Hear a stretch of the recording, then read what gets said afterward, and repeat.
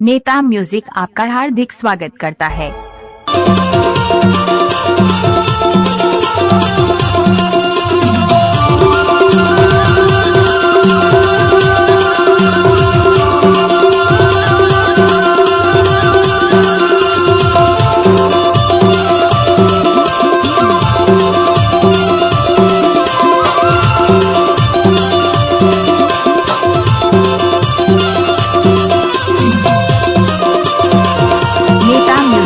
हार्दिक स्वागत करता है।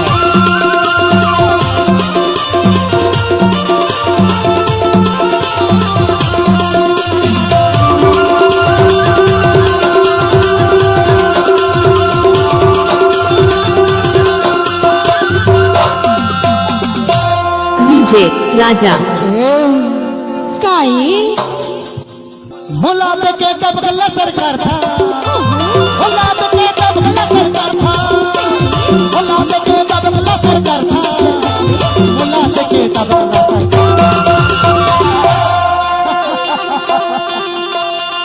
अरे तू नकद का समझा रे टूरा। अरे सुन तो का अच्छा मोला देख गई था। हाँ अरे एकरे ले कई थर पागली का कही था। भोला के दबगला सरकार था, भोला के दबगला सरकार था, भोला के दबगला सरकार था, भोला के दबगला सरकार। रुक जा विजय राजा। अरे आवन दे मोर पारी लम्मा कसम फ्यूज कर दे हरे पगली। अरे चल जा रे। अरे सुन तो वो का ये कारण हा वाला बज रहा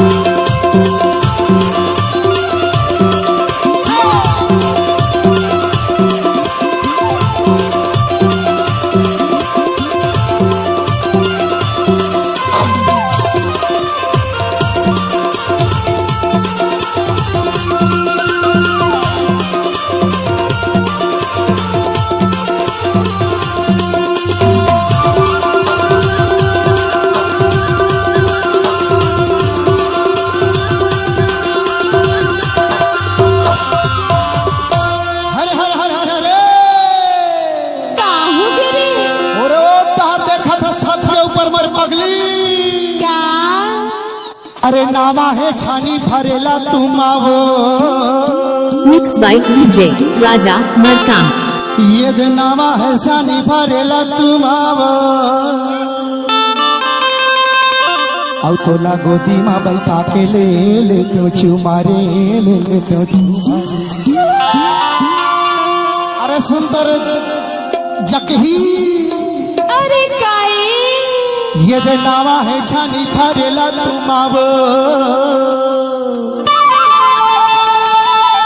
और तुला गोदी में बैठा के ले तो चुमारे ले तो चुमारे।